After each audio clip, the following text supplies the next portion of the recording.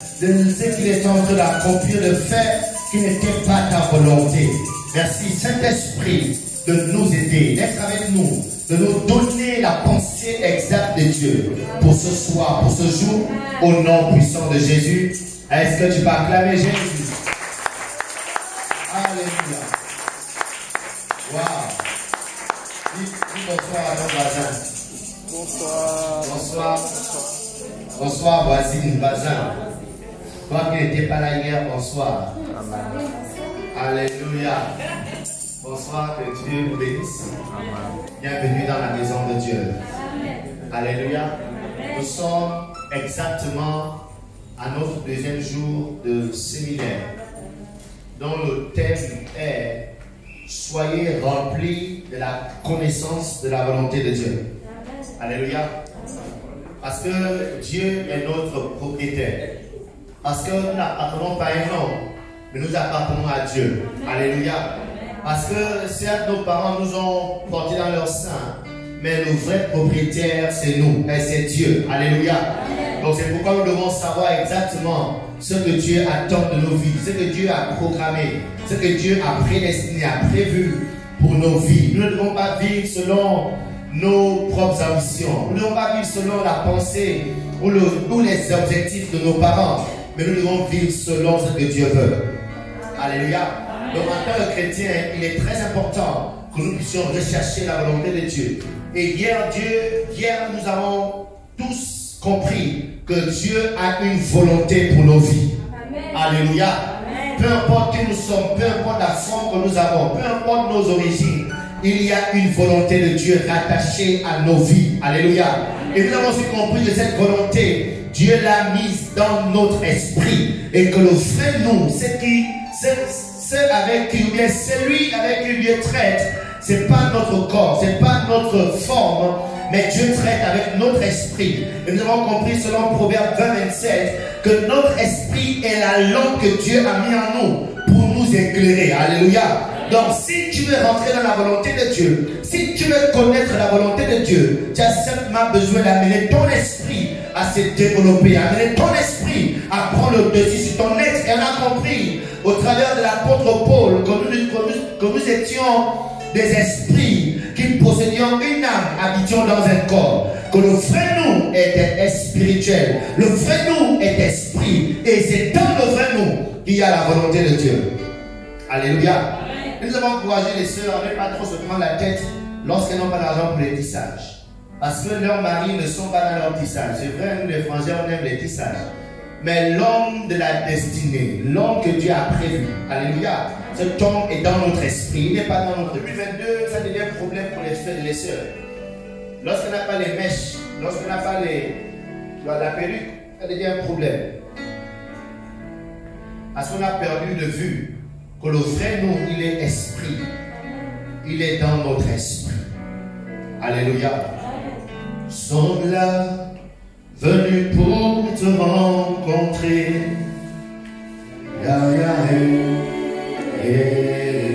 Est-ce que tu le crois ce soir? Est-ce que tu es venu comment rencontrer ce Dieu? Nous sommes là, ce soir.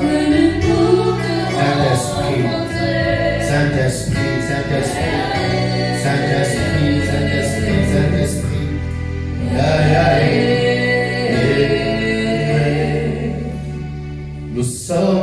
Nous sommes là. Oh, venez pour te rencontrer.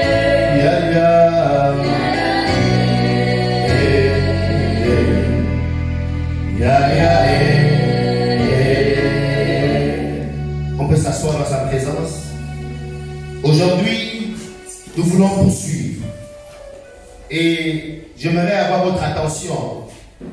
Parce que cette belle vie ce soir est assez capitale pour notre destinée d'enfant de Dieu. Alléluia. Et assez capitale pour ce que nous sommes en Christ. Nous continuons la pensée d'hier. Dieu a une volonté pour nos vies. Alléluia. Et cette volonté, il l'a mise dans notre esprit. Et nous voulons connaître quels sont les domaines dans lesquels nous devons à tout prix découvrir la volonté de Dieu. Ceux qui étaient là hier ont compris que la volonté de Dieu, on doit la poursuivre. Ce n'est pas elle qui doit nous poursuivre. C'est nous qui devons la poursuivre. C'est nous qui devons courir après elle.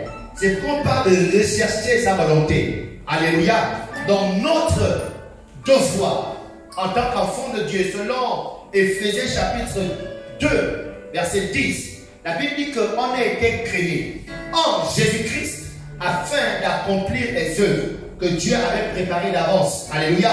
Donc lorsqu'on est en Christ, il y a une volonté, il y a des desseins que Dieu a déjà bien préparés pour tous ceux qui sont appelés chrétiens. Alléluia. Amen. Et tu ne peux pas devenir chrétien et juste vivre comme ça, non.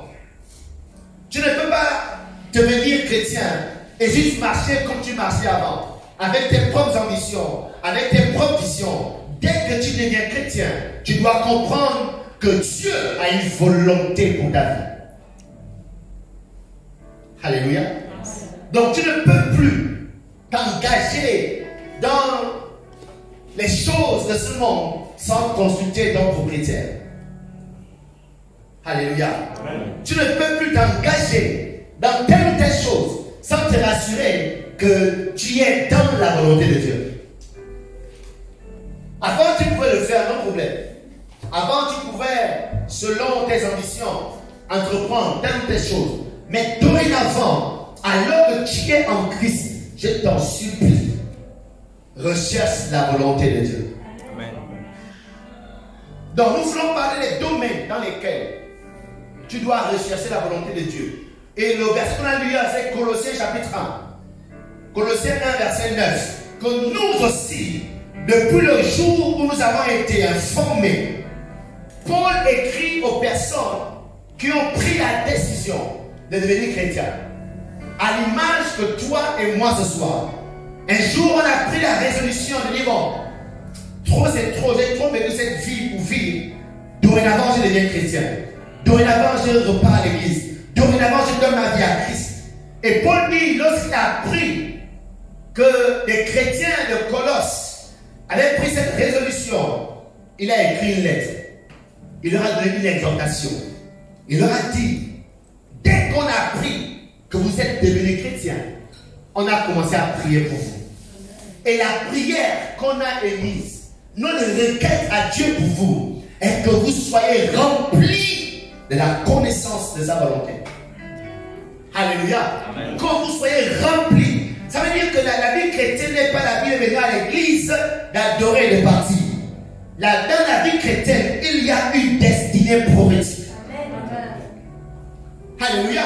Dans la vie chrétienne, lorsque le Seigneur permet que tu deviennes chrétien, le Seigneur compte sur toi pour être une solution dans ce monde. Le Seigneur compte sur toi pour répondre à un besoin dans ce monde. Donc, en te créant dans ce monde, Dieu avait déjà prévu quelque chose. Alléluia. Amen. Oh, j'aime Dieu. Vous savez, lorsque le gars qui a conçu le téléphone, je ne connais pas son nom, je vais faire des recherches dessus. Lorsqu'il a conçu le téléphone, il a conçu le téléphone avec, je pense, c'était pour répondre au besoin que les gens puissent se connecter. Pour réduire la distance. Donc le but c'est que si j'ai besoin de Sandrine, peu importe où elle est, je peux l'appeler. Alléluia. Amen. Je peux l'appeler et faire ce que j'ai à faire. Mais lorsqu'on prend le téléphone, on se rend quand même compte que il y a des conditions à remplir pour quand même appeler Sandrine. Il a conçu le téléphone pour appeler Sandrine. Mais pour appeler Sandrine, il faut passer par les chemins. Donc lorsque Dieu nous conçoit, lorsque Dieu nous amène en Christ, il nous amène dans ce monde, ensuite il nous amène en Christ, Dieu a une volonté. Lorsqu'on parle de volonté, on parle de destinée, on parle de vision. C'est-à-dire qu'au travers de toi, Dieu a prévu, c'est-à-dire, c'est pas qu'il va écrire notre histoire. C'est pas que tu vas commencer quelque chose qui n'existait pas. C'est-à-dire l'histoire de ta vie est déjà écrite. Tout est déjà écrit. Alléluia. C'est ça la destinée. Donc Dieu a déjà tracé ça. Mais de même que le téléphone, pour appeler Sandrine, il y a des conditions à remplir. Il y a un chemin à emprunter. Il y a des étapes à franchir. Première étape, il faut que j'ai un téléphone. Deuxième étape, Sandrine aussi doit avoir un téléphone. Alléluia. Amen. Quatrième étape, le téléphone de Sandrine doit être allumé. Donc malgré que j'ai le téléphone et que je veux bien appeler Sandrine et que celui qui a conçu le téléphone l'a conçu pour cet objectif, il y a quand même les conditions, il y a les étapes. Il faut que je prenne un téléphone. Aujourd'hui, on a maintenant le crédit qu'il faut acheter. À l'époque, le téléphone fixe, c'était crack, sweat. D'accord? Donc, toutes ces conditions, il faut les remplir pour rentrer, pour appeler. Donc, la volonté de Dieu, c'est le pot de fleurs.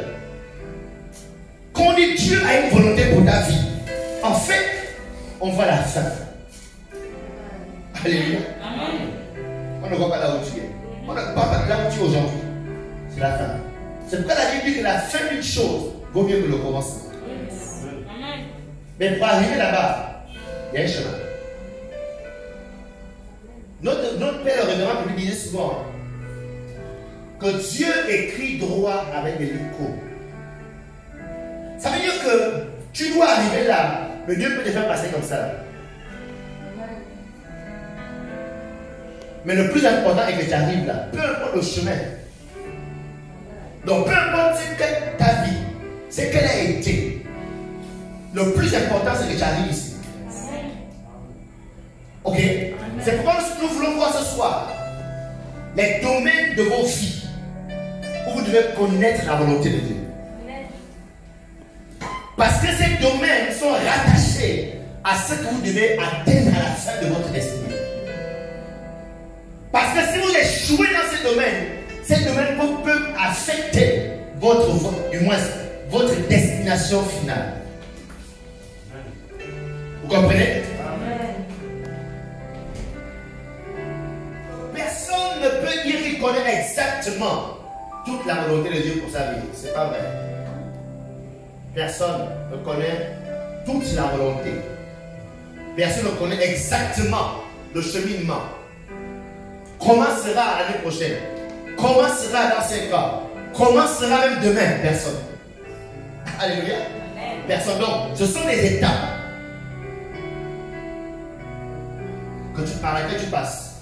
En 2010, quand j'étais appelé à me convertir,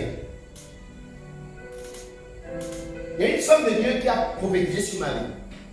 J'étais nouveau, peut-être 6 mois, peut-être 7 mois. Elle m'a dit, Dieu me dit qu'il t'a appelé au ministère apostolique. Ça dit que tu es un apôtre. À l'époque, ça ne voulait rien dire pour moi. Un apôtre, ça veut dire quoi? Je ne connaissais rien de tout ça à l'époque. Jésus m'a dit Amen. Sans rien comprendre. Mais dans cette prophétie, je ne savais pas que les mois qui suivaient, je devais m'envoler pour le Sénégal. Je ne savais pas. Je ne savais pas que l'année qui suivait, c'est-à-dire en 2012, on devait me remettre la responsabilité de vendre les livres d'un homme de Dieu qu'on appelle Bishop Dag dans l'église où j'étais. Je devais vendre ces livres, prendre cet argent et remettre ça à ces missionnaires qui sont au Sénégal. Je ne savais pas qu'en lisant ces livres, Dieu devait m'appeler au travers de ces livres. Lorsque j'ai reçu cette prophétie qui est d'une manière ou d'une autre la destination, je ne savais pas qu'après avoir rencontré cet homme au travers de ces livres, l'année qui suivait, je devais m'envoler pour le Ghana. Je ne savais pas. Je ne sais pas que j'avais passé 2 ans au Ghana. Je n'ai jamais rêvé du Ghana. Je ne savais pas. Je ne savais pas qu'en 2018, j'allais rentrer. Quand je vais commencer la cellule avec quelques personnes, je ne savais pas, je ne savais rien. Tout ce que je savais, c'est qu'aujourd'hui, je fais ça. Alléluia. Amen. Mais plus les jours avancent, plus j'ai l'impression que cette vision, cette prophétie est en train de s'accomplir. Je serai l'apôtre. Et je suis en train de me rendre compte que j'aime tout ce qu'on commence.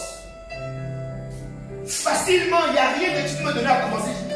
Je commence tout facilement. Et en général, c'est la grâce que les apôtres. Commencer des choses, bâtir des choses.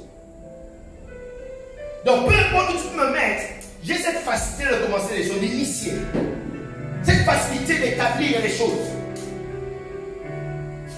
C'est comme si je suis en train de me rapprocher de la maison. Alléluia. Donc, c'est pourquoi je dis que la volonté de Dieu, comprenez-le. Personne ne vous dira clairement, là voici, demain il sera comme ça, après demain il sera comme ça, ainsi de suite. Non, non. On peut vous donner la fin de le chemin là, l'heure de ouvrir tous les jours. Ok. Donc ce soir, je vais vous donner différents domaines où vous pouvez prier pour que Dieu vous oriente, pour que Dieu vous montre, vous conduise, d'accord, dans sa volonté. Le premier domaine de votre vie, vous devez connaître la volonté de Dieu.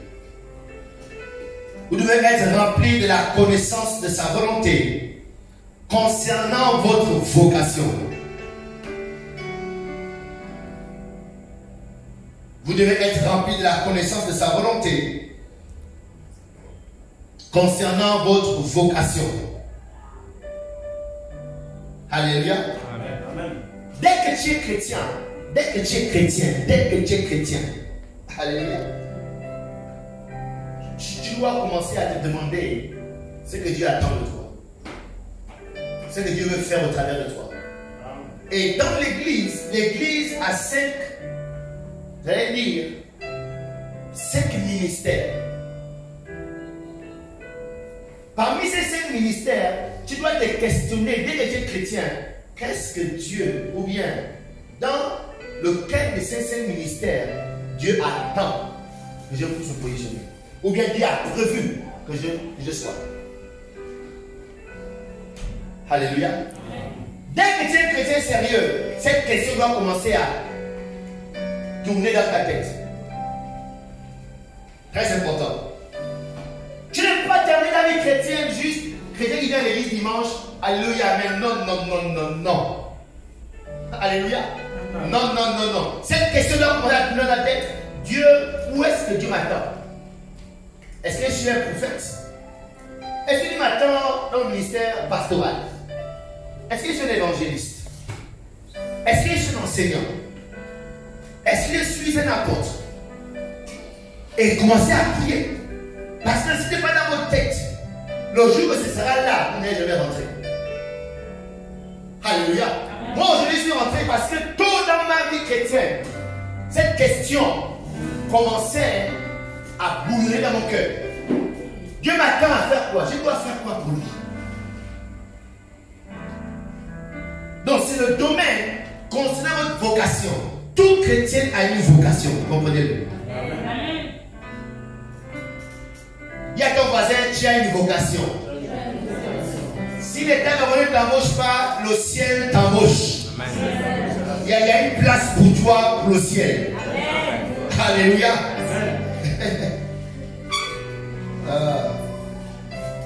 Donc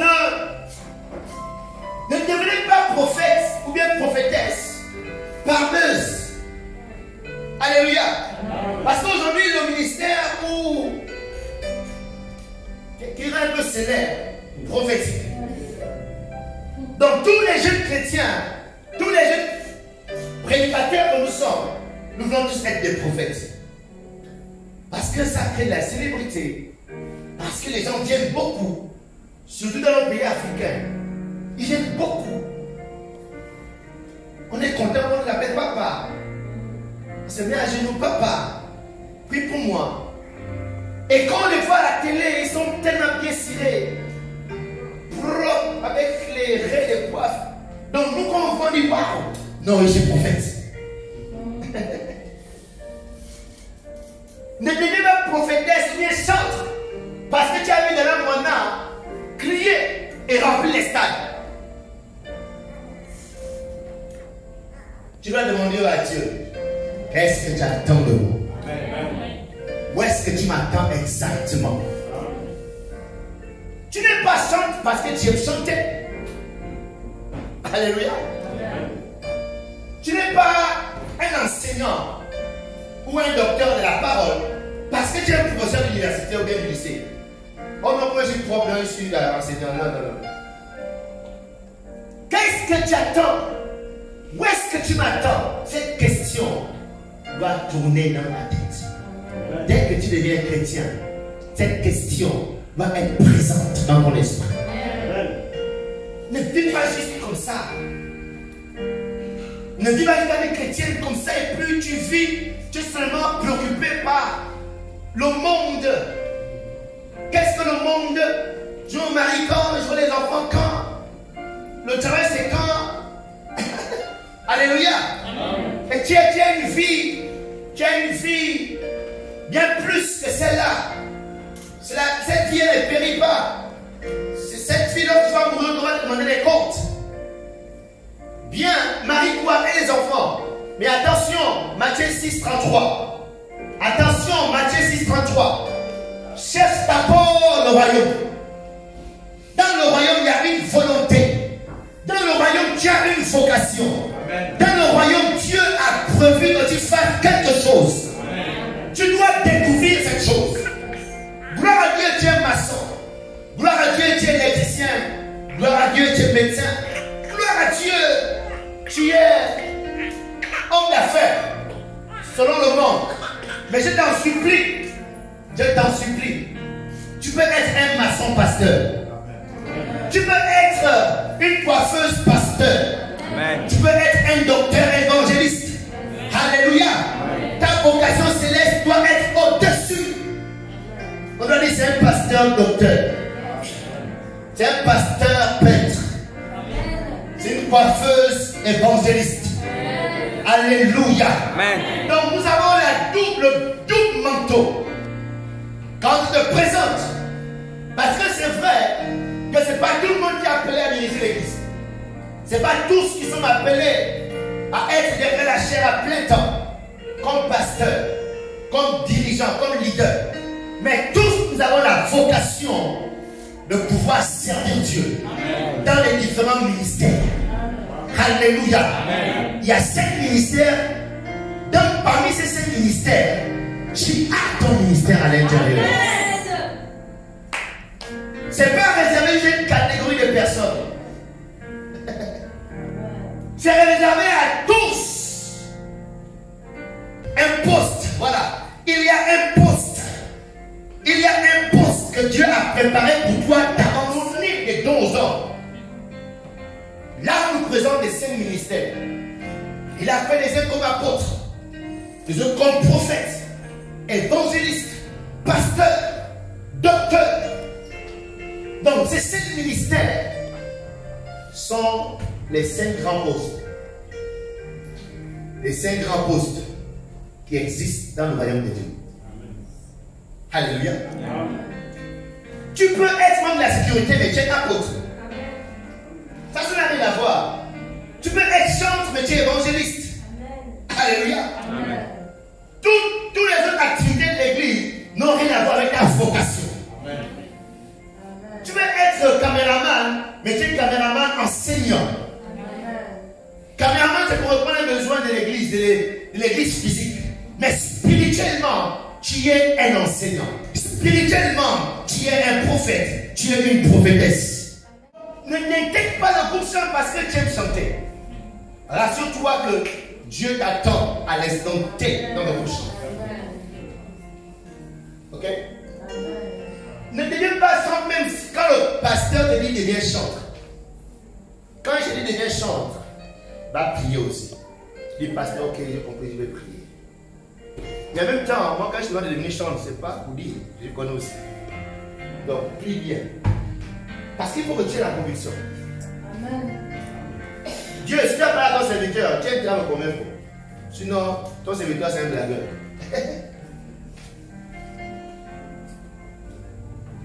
Bon, regarde à ton voisin, lui, il y a une vocation pour toi.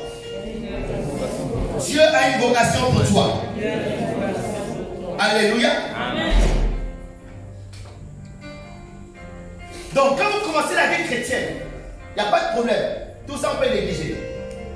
Quand vous commencez le christianisme, tu peux faire tout et n'importe quoi. Tu peux être Jean, tu peux être à l'accueil, tu peux être ici et là.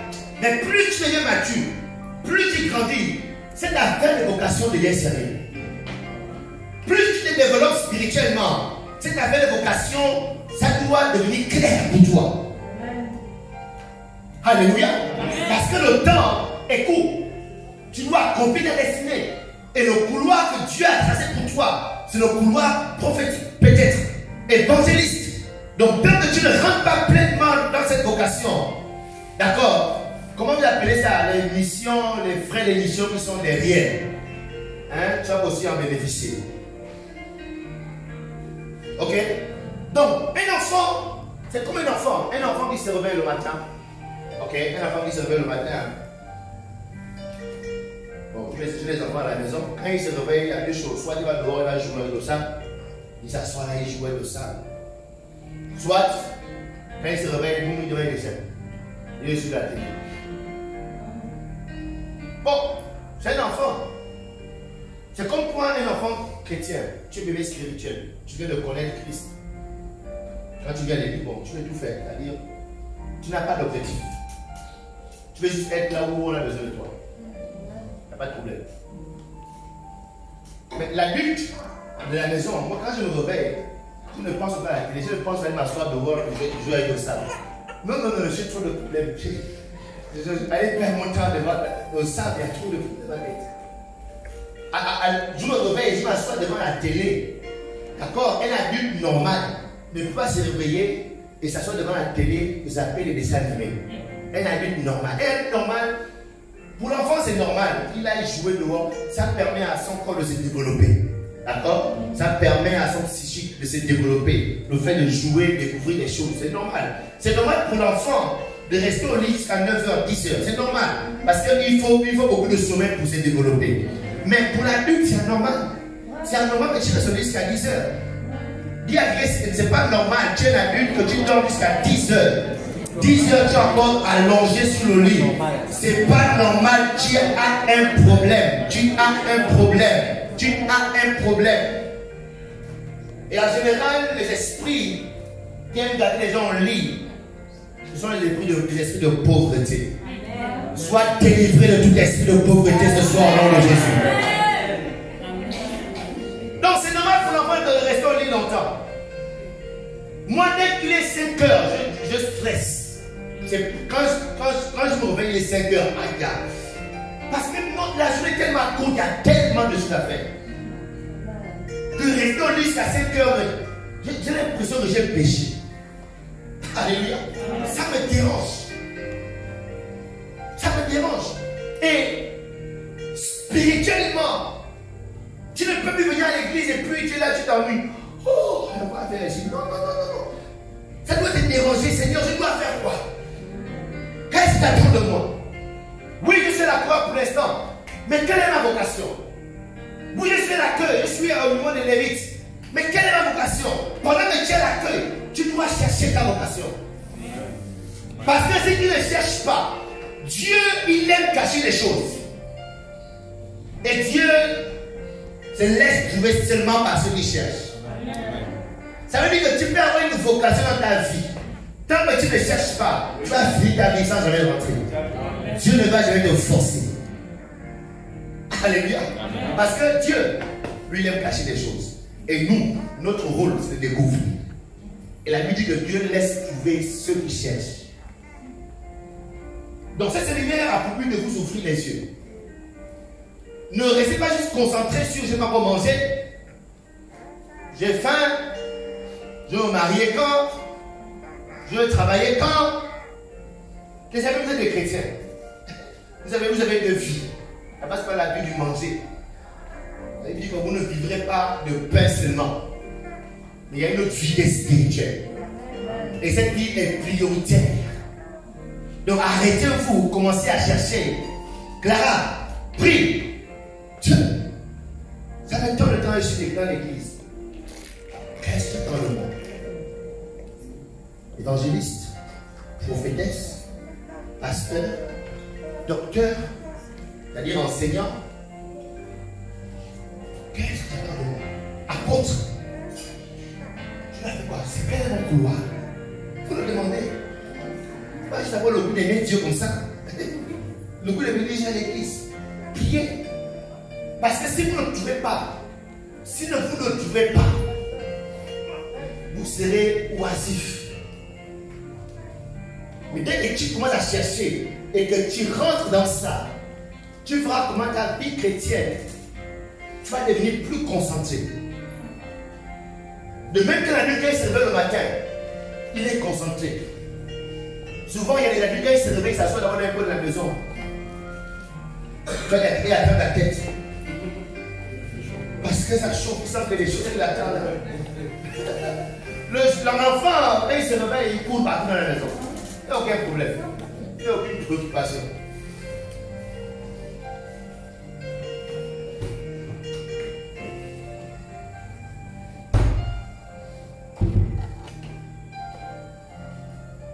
Donc, les adultes sérieux ne s'asseyent pas devant la télé pendant toute la journée. Ils se réveillent à 10h, puis 7h devant la télé. Comment tu fais? Tu fais ça comment? Vous ne verrez pas dormir jusqu'à 10h. Je sais juste pourquoi j'insiste. Un adulte sérieux. Un adulte sérieux ne dort pas jusqu'à 10h. Alléluia. Amen. Je répète ceci. Un adulte qui a une vision ne reste pas debout jusqu'à minuit. Un adulte qui a une vision. Quelqu'un qui sait qu'il va quelque part ne reste pas debout jusqu'à minuit. Non, non, non. Alléluia. Amen. Quand tu as une vision, tu dors tôt. Parce que tu sais que tu vas te lever avant que le soleil se lève. Et que les dirigeants de ce monde, ce sont eux qui se réveillent avant que le soleil se lève. Si tu deviens ta place parmi les grands, exerce-toi de te réveiller avant le soleil. Les gens qui dirigent sont debout avant le soleil.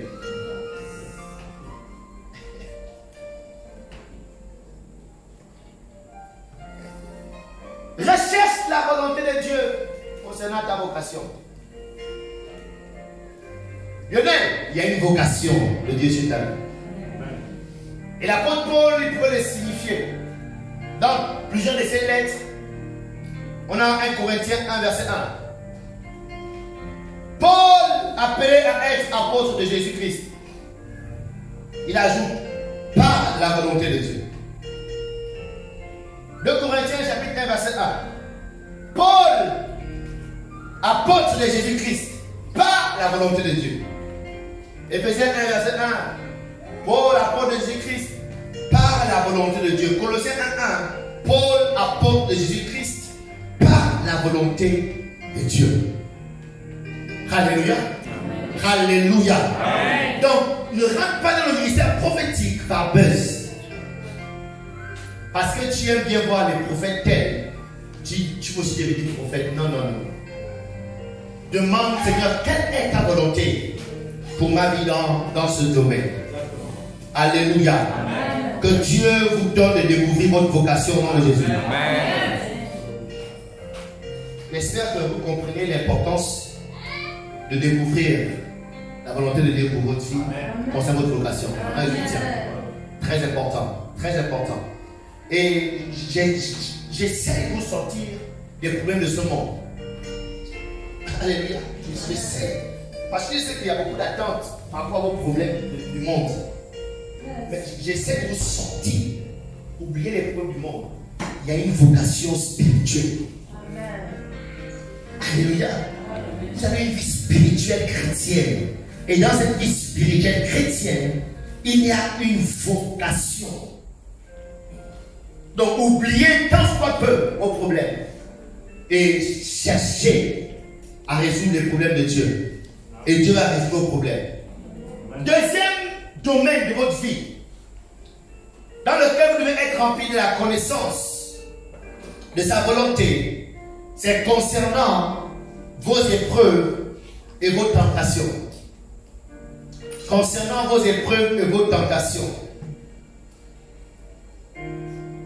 Je parle de ça parce que les épreuves, les souffrances sont souvent un canal qui détruit beaucoup d'enfants de Dieu, qui refroidit beaucoup de chrétiens. Lorsque les gens font face aux souffrances, les gens prennent des décisions qui détruisent leur vie et les détournent complètement les voies de Dieu. Ce que je veux vous faire comprendre ce soir, c'est que les épreuves sont dans ce monde et les épreuves ne vont jamais quitter ce monde. Alléluia. Sachez-le, vous serez toujours confrontés aux épreuves. Vous serez toujours confrontés aux tentations et aux difficultés. Toujours. Toujours. Peu importe ce que vous serez demain, à chaque niveau de vie, il y aura toujours des épreuves. Il y aura toujours des problèmes. Il y aura toujours des souffrances par lesquelles vous devrez passer. Donc, vu que ces choses sont présentes dans votre vie, de tous les jours, il est important pour vous de savoir quelle est la volonté de Dieu dans ce par quoi ils sont en train de passer. Amen.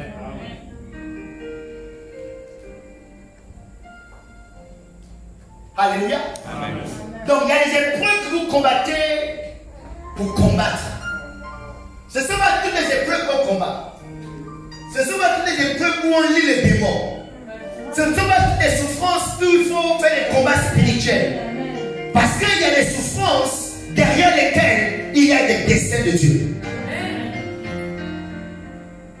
Il y a des problèmes qui arrivent à votre vie. Ce ne sont pas toujours les démons qui viennent pour vous détruire. Mais derrière, c'est Dieu qui va accomplir quelque chose. Donc, toute l'importance pour vous d'apprendre à dire, Seigneur, je suis en train de vivre telle situation. Cette situation dure trop dans ma vie. Quelle est ta volonté par rapport à ce problème? Amen. Développez cela, c'est votre texte. Développez-le. 1 Pierre chapitre 4, verset 14. 1 Pierre 4, 14. 14 jusqu'à 16. 1 Pierre chapitre 4, verset 14 jusqu'à 16. 1 Pierre chapitre 4. Il dit quoi? Si vous êtes outragés pour le nom du Christ. C'est ça? Il dit quoi? Vous êtes heureux. Parce que l'esprit de gloire, l'esprit de Dieu repose sur vous. Donc, si vous êtes outragés pour le nom de Christ, vous êtes heureux. 15. Que nul de vous, en effet, ne souffre comme un meurtrier, ou comme un voleur, ou comme un malfaiteur, ou comme ses gérants dans les affaires d'autrui. Verset 16. Mais si quelqu'un souffre, est-ce que vous savez qu'il y a des chrétiens qui souffrent? Les chrétiens qui prient en langue, ils marchent dans la sanctification, ils donnent leur dîme, ils donnent leur offrande, ils sont à l'église tous les dimanches, toute la semaine, mais ils souffrent. Vous savez ça? Il dit, si quelqu'un souffre comme chrétien, donc il y a des souffrances qui sont rattachées aux chrétiens. Si tu es chrétien, j'annonce des souffrances qui t'attendent au nom de Jésus. Amen.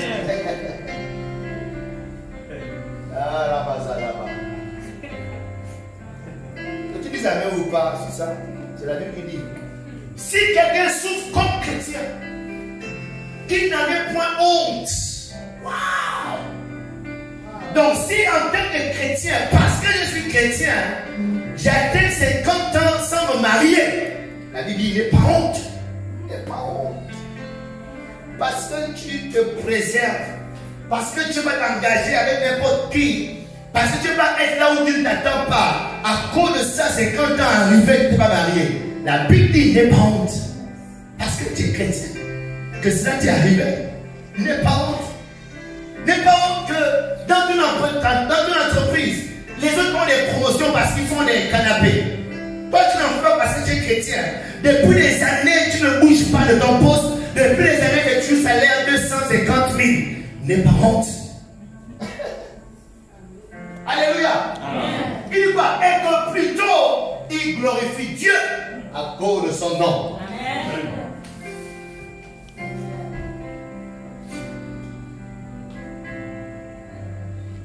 Alors, verset 19.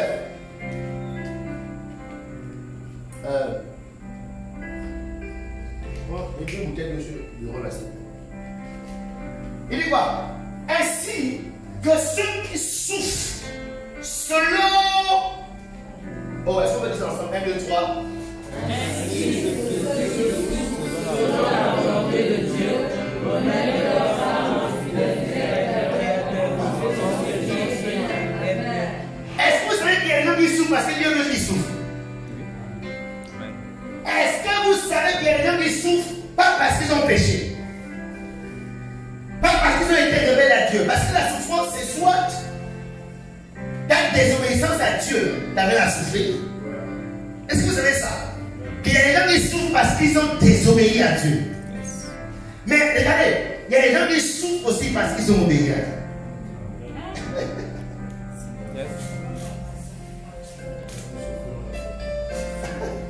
Alléluia. Amen. Donc quand ils souffrent, demande-toi, Seigneur, bon là je ne souffre pas pourquoi? À quel moment j'ai été désobéissant? Tu regardes, tu fous, mais j'ai rien fait. Mais au moment c'est parce que je t'obéis, je souffre. Waouh! Alléluia, merci Seigneur. Oh, acclame Dieu.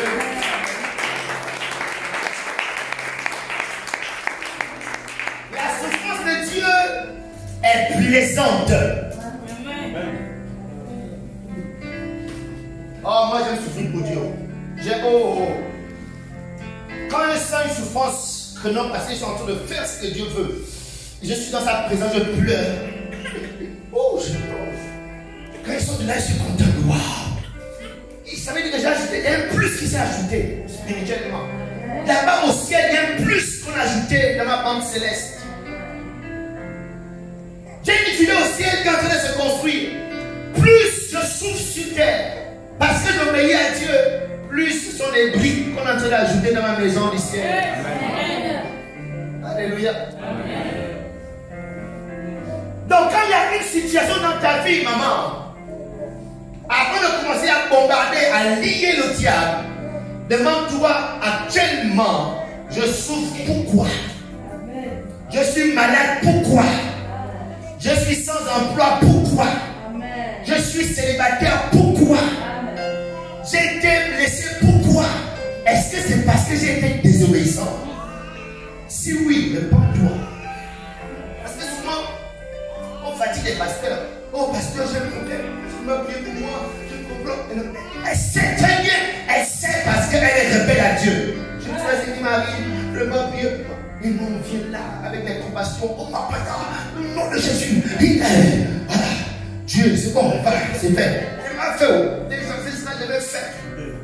Personne ne peut enlever le jugement de Dieu sur lequel. Donc s'il vous plaît, sois un. Reconnais que ce qui m'arrive là, c'est parce que je suis rebelle à Dieu. Arrête-toi. Humilie-toi devant la face du Seigneur. Répands-toi. Et tu verras la gloire de Dieu. Amen. Alléluia. Amen. Il y a des gens qui savent que... Bon, on va parler. Je vais en parler à huis clos, avec personne.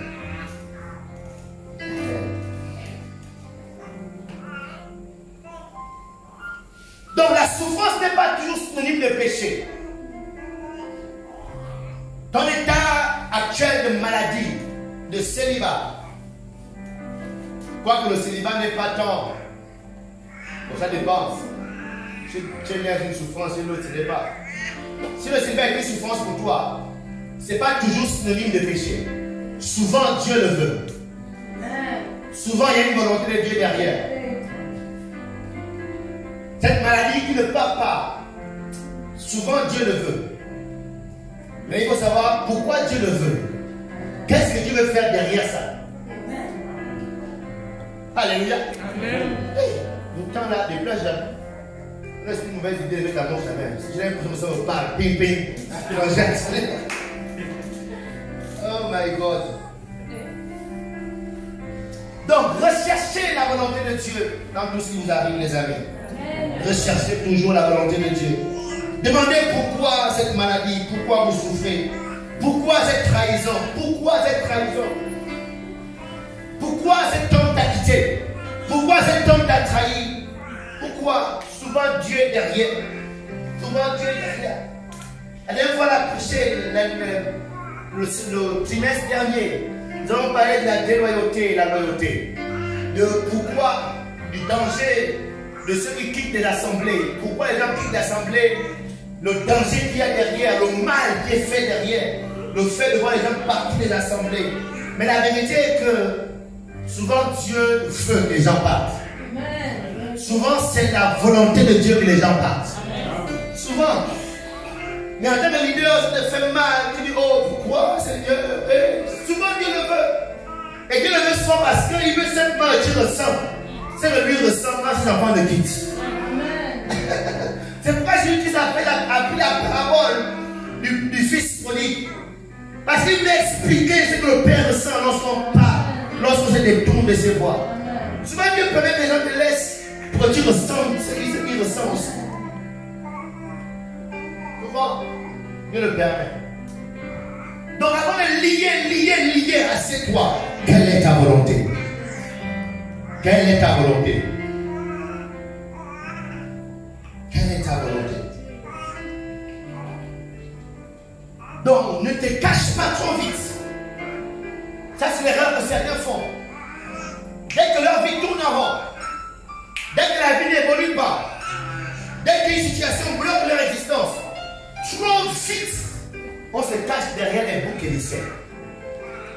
Parce que mes parents m'ont maudit, parce que mes parents ne m'ont pas suivi, parce que ma famille est comme ça, parce que mon oncle m'a fait ceci, parce que mon père n'a pas fait ceci. Donc on se cache, donc à cause de ça, ok.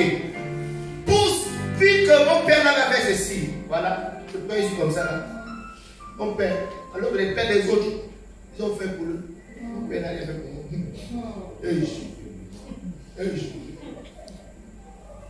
Donc dès qu'ils ont trouvé un commissaire, c'est fini, c'est fini. Dorénavant, pardon. Demande-toi, ok. Même si ton père n'a pas fait, pourquoi ton père n'a pas fait? Ta tante ne t'a pas fait. Demande-toi, pourquoi ta tante ne t'a pas fait? Qu'est-ce que Dieu veut faire derrière? Parce que dès que tu découvres le pourquoi de ton problème, la solution devient simple et vite. Parce qu'il y a que deux solutions. Soit il y a un péché derrière, tu te réponds simplement non. Alléluia. Yes. Ça veut dire que Dieu fait grâce aux hommes. Quand tu reconnais ton état, oh Seigneur, c'est à cause de ça vraiment. Oh yo Yako. Pardonne-moi Seigneur. Et tu dis. Et Dieu t'élève. Mais dès que tu as su que derrière ça, Dieu veut faire quelque chose, ma maman, demande à la situation de durer. Reste bien là, reste là. Parce que lorsque mon Rédempteur s'élèvera, alléluia. Lorsque mon Rédempteur s'élèvera, peu importe la durée de la nuit, le jour s'élèvera forcément. Peu importe les circonstances, assurément, lorsqu'il s'élèvera, la restitution sera grave. Alléluia. Elle sera grave. Même s'il te reste une semaine à vivre, les une semaine là seront l'extase. Amen. C'est que les autres ne vivent pas en 30 ans de richesse, de prospérité. Toi, en une semaine, tu finis avec ça. Amen. Oh my God. Jesus.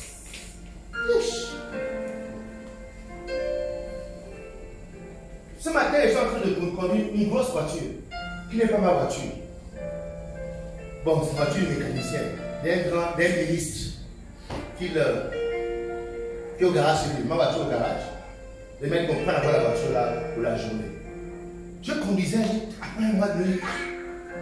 Mais ma destinée, c'est que je vais tout cadeau quoi. Alléluia. Amen. Quand vous êtes dans la volonté de Dieu, ça devient comme magique. Amen. En fait, toute l'existence devient comme la magie. La magie. Alléluia. Amen. Yes. Ça devient comme la magie ou la vérité. Oh. Comme la magie. découvrez la volonté de Dieu, les amis. Amen. Ne vous asseyez pas pour pleurer sur votre sort toute la journée. Asseyez-vous, recherchez, Seigneur. Pourquoi je n'arrive pas à manger tous les jours? Pourquoi ce licenciement? Il y a une soeur, je ne sais pas si c'est son nom, qui a perdu son emploi. Et j'étais inquiet. Que maman, non Jésus, pourquoi? Pendant qu'elle est en train de se lever, s'établir spirituellement, elle perd son emploi. J'étais inquiet parce que je connais que nos chrétiens, quand c'est comme ça là, se refroidissent. Mais quand j'appelle la soeur, je demande mais à quel niveau?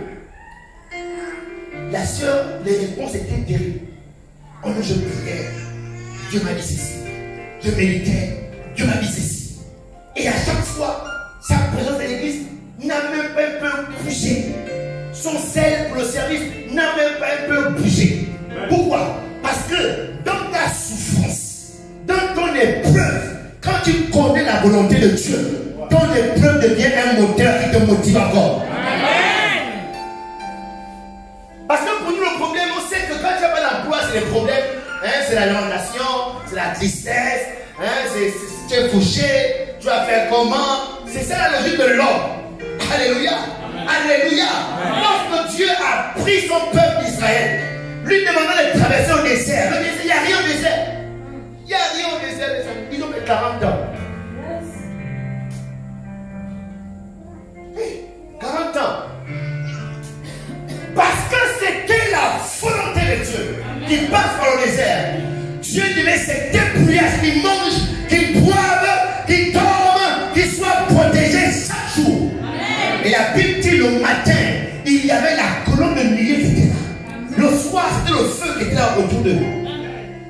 Si Dieu te permet de traverser un désert, Dieu va se débrouiller à ce que tu manges, que tu boives. Si tu as les enfants, que tes enfants aient à l'école, Dieu se débrouillera à ce que ton loyer soit payé. Si c'est la volonté de Dieu que tu passes par ce désert, tu ne manqueras pas d'argent pour le loyer. Alléluia. Donc avant de te perdre dans la souffrance, recherche Seigneur, quelle est ta volonté. Dès que tu as trouvé, reste tranquille, reste tranquille, reste tranquille. Reste tranquille. 2 Corinthiens 12, verset 7. 2 Corinthiens chapitre. L'on est où ça?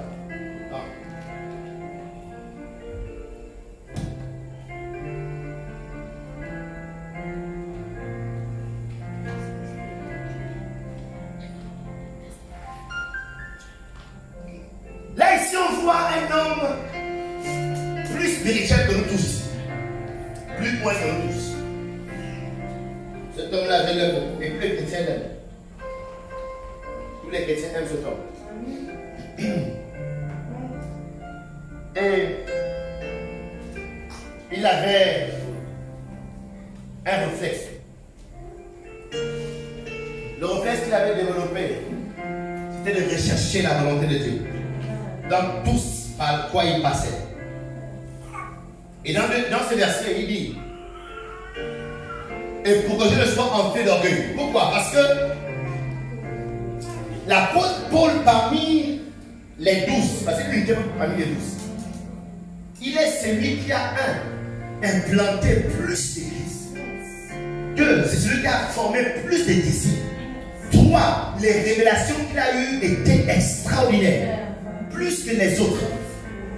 Alléluia. Donc il expérimentait Dieu d'une façon que les autres apôtres qui ont connu le Christ n'ont pas expérimenté.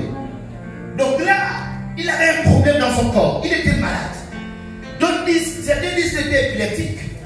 D'autres disent qu'il avait un problème de vue. On ne sait pas exactement, mais c'est qu'on sait. C'est que la Bible nous dit que dans son corps, Dieu avait mis quelque chose. Et cette chose avait été mise par un esprit d'infirmité.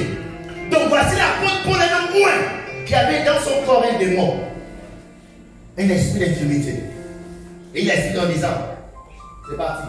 Et pour que je ne sois pas gonflé d'orgueil, à cause de l'excellence de ces révélations, il m'a été mis une écharpe dans la chair. Un ange de Satan pour me souffleter et m'empêcher de m'enorgueillir. plus bas, vous verrez que l'apôtre Paul a prié contre ce problème. Il a prié pour que Dieu le guérisse, pour que Dieu l'en débarrasse. Il a cherché, il a gêné. Dieu lui a dit, reste tranquille, je suis derrière ça. Ma volonté derrière ça. L'objectif de cette souffrance, Paul, c'est pour que tu ne t'enorgueillisses pas. Alléluia. L'objectif de ce problème dans ta vie, c'est pour que tu ne sois enflé d'orgueil. Parce que si tu montes dans l'orgueil, moi l'Éternel, je résiste aux orgueilleux. Alléluia. Donc pour t'aider, reste avec ce problème. Reste avec ce problème pour t'aider. Dès qu'il a découvert que Dieu est derrière ça, non problème, attache-toi là, mais moi je vais avancer. Ok, le problème, on avance. Alléluia. Parce que s'il n'est pas découvert que Dieu était derrière, on connaît. Il devait abandonner le ministère. Parce que je ne comprends pas que les gens sont malades, je prie, ils sont guéris. Moi, je suis malade, je prie, ça ne marche pas. Non. Il devait se décourager. Il devait abandonner le ministère. Peut-être abandonner la foi. Mais parce qu'il a découvert que derrière son problème, il y avait Dieu. Il a continué à courir jusqu'à ce qu'il a réussi sa vie sur la terre. Alléluia. Amen. Donc le problème que tu traverses ne doit pas te bloquer dans la volonté parfaite de Dieu pour ta vie. Amen. Alléluia. Amen. Écoute, ce que tu as mis dans ton esprit est trop fort. Il n'y a rien dans ce monde qui peut empêcher à ce que tu as mis dans ton esprit de s'accomplir. Sauf toi. Ok? Sauf toi. Donc même s'il y a une situation dans ta vie, il y a une souffrance dans ton corps, il y a un problème, une difficulté dans ta vie, dès que tu découvres que Dieu est derrière, Dieu va accomplir un plan derrière ça, je t'en supplie. Dieu, tu es là, non? Ok, bon écoute, moi j'ai toutes les choses à faire, fais comme tu veux, ok? Et moi je vais avancer. Amen. L'autre vont chanter, laissez-nous avancer. Alléluia. Laisse-moi avancer. Occupe-toi comme tu es là. Mais moi, je dois avancer dans mon appel pour Dieu. Donc, un démon d'infirmité, mes amis. Un démon d'infirmité. Mais Dieu était derrière. Souvent, Dieu a pour serviteur les démons. Souvent, Dieu a pour serviteur Satan. Souvent, Dieu a pour serviteur les esprits de mort. Donc, si un esprit te dérange, même un esprit, si Dieu te dit derrière ça, reste tranquille. L'esprit là ne va pas te tuer. Amen. Ce qui a mené le frère Job, ou bien le papa Job, à tomber dans l'amertume, c'est parce qu'il n'est pas découvert que Dieu était derrière ce là. C'est ce qu'après il a dit, oh, mais dis moi ça. C'est Dieu qui donne la vie. S'il le prend, le problème. Sa volonté soit faite. Mais au début, c'est normal, hein? Tu as la richesse, tu es riche, et tu perds tout, tu perds tes enfants, et toi-même tu tombes très malade. Non. Mieux je me suicide et puis j'en finis. Alléluia. Amen. Donc si Job avait découvert plus tôt que Dieu était derrière, il ne va se lamenter, il ne va tomber dans l'amertume, il doit juste attendre que cela finisse. Donc lorsque vous lisez l'église primitive, vous verrez comment Paul, d'accord, a accompli les grandes œuvres, contrairement à d'autres apôtres. Et Dieu a mis quelque chose dans sa chair pour l'empêcher de s'enorgueillir, afin de le sauver de l'orgueil. Donc, dans ce point, ne laissez plus l'expérience de vos souffrances passer sans rechercher les explications spirituelles, sans rechercher la volonté de Dieu. Tu es dans une relation amicale, la période de trahir, avant d'insulter tout le monde, recherche la volonté de Dieu. Alléluia. Amen. Tu es dans un travail, on te licencie. Une porte s'ouvre, soudainement elle se referme. Non, avant avant de penser que ta vie est foutue, pourquoi cette porte se ferme? C'est-à-dire, quelle est ta volonté? Qu'est-ce que tu en penses? Alléluia. Souvent, Dieu ferme une porte parce qu'il y a une plus grande qui va ouvrir. Donc, au lieu de te concentrer sur yo, il y a une grande porte qui est là. Elle regarde, il y a une porte. Enlève tes yeux de cette petite porte. Une porte plus grande. Qui est ouverte. Alléluia. Est-ce que tu aimes le message de ce soir? Amen. Alors, acclame le Seigneur. Je vais essayer d'aller plus vite pour terminer comme hier à l'heure. Le deuxième point, vous devez être rempli de la connaissance de la volonté de Dieu concernant vos relations. Alléluia. 2 Corinthiens chapitre 8 verset 5. Dans la version second 21. 2 Corinthiens 5, 8. 2 Corinthiens chapitre 8 verset 5. Second 21. Ils ont fait plus que nous espérions. Là encore, c'est l'apôtre Paul qui fait un rapport des chrétiens de Corinthe. Comment ils se sont comportés, comment ils ont été généreux, comment ils les ont accueillis. Il dit ils ont fait plus que nous n'espérions, car ils se sont d'abord donnés eux-mêmes au Seigneur, puis à nous, par la volonté de Dieu. Donc, ils ne se sont pas donnés à nous parce qu'on a dit voilà, nous sommes les envoyés de Dieu. Oh, envoyés de Dieu, wow. Ils ont recherché la volonté de Dieu. Les gars là sont venus, pourquoi lui ils viennent? Seigneur, quelle est ta volonté par rapport à ces hommes qui viennent dans notre vie?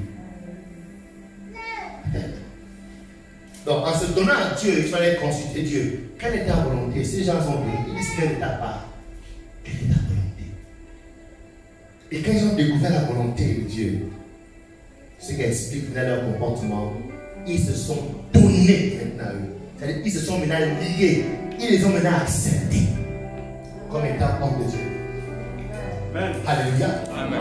Donc la volonté parfaite de Dieu est importante lorsque vous devez vous lier avec quelqu'un. Que ce soit un lien amical, un lien professionnel, un lien sentimental. Vous devez rechercher la volonté parfaite de Dieu. Alléluia. Amen. Même moi, votre pasteur, de temps en temps, prier que l'homme là, Seigneur, quelle est ta volonté pour l'homme là? Parce que si Dieu ne vous ouvre pas aux yeux pour que vous sachiez la position que je dois avoir dans votre vie, il vous sera difficile de suivre. Il vous sera difficile de vous soumettre. Il vous sera difficile, d'accord, d'être humble et d'accepter cet homme que je suis comme votre leader. Parce que je suis un homme, mais le fois je ferai des choses bizarres. J'aurai des réflexes étranges, comportements bizarres. Tant que spirituellement, vous n'avez pas vu ce lien qui existe entre nous, vos jugements seront toujours basés en des actions. Oh, il y a quelqu'un qui parle aujourd'hui, ah, ok, ah, heureusement, parce que demain, il parle mal, oh, vous avez vu, non, vraiment, demain, on va parler, oh, wow, quand même, il va la changer, hein, Mazoupalazité, tu es charnel, tu es charnel, tu es charnel. Alléluia. Amen. Notre relation n'est pas une relation physique, elle est spirituelle. Amen. Vous devez découvrir dans votre esprit quel est notre lien. Et sans vous inviter de me juger sur mes actions physiques. Alléluia. Amen. Yes. Le bishop a fait un témoignage sur le pasteur Benigni, qu'il a connu comme étant un de ses pères. Et il dit que lorsqu'ils sont ensemble, vu qu'il connaît le lien spirituel qu'ils ont, lui-même, le bishop, il se refuse d'accepter, comment dire, la proximité que le pasteur Benigni lui présente. Il refuse. Parce qu'il sait que s'il va être trop proche, s'il est trop familier, le lien spirituel, le reste d'être brouillé.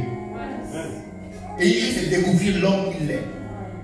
Et il ne pourra plus bénéficier du mystère que Dieu a mis dans sa vie pour lui. Donc, sa sagesse, il garde les distances, il est là du spirit. Mais dans sa tête, il garde les distances. Il garde les distances. Il garde les distances. Donc, vous devez le découvrir dans toutes vos relations. Qui sont vos amis? Recherchez la volonté de Dieu. Il y a des gens qui sont aujourd'hui vos amis, ne devraient plus être vos amis. Alléluia. Il y a des gens qui sont présents dans vos vies. Ils sont la cause de votre maladie spirituelle, du fait que vous ne grandissez pas spirituellement. C'est parce que vous êtes encore lié à un type de personne qui à chaque fois vous ramène toujours en bas. Quand vous montez un peu, il vous ramène en bas. Quand vous terminez dans la présence de Dieu et que vous retrouvez avec eux, vous ne repartez plus pas encore. Ces personnes, vous devez vous en débarrasser. La Bible les appelle les mauvaises compagnies. Et les mauvaises compagnies corrompent des bonnes mœurs. Alléluia. Amen. Donc, dès que tu découvres que tu as une destinée prophétique, tout le monde ne peut plus être ton ami. Même lorsqu'on vient à l'église, en tant que chrétien, on ne choisit pas sa famille, ok? On est tous des frères et sœurs en Christ. Mais les amis, on les choisit. Ça veut dire que même dans l'église, il y a des gens avec qui tu ne dois pas trop être ami. Parce que ce sont des personnes qui risquent de te corrompre. Alléluia. Ils vont te communiquer leur nature ambiguë.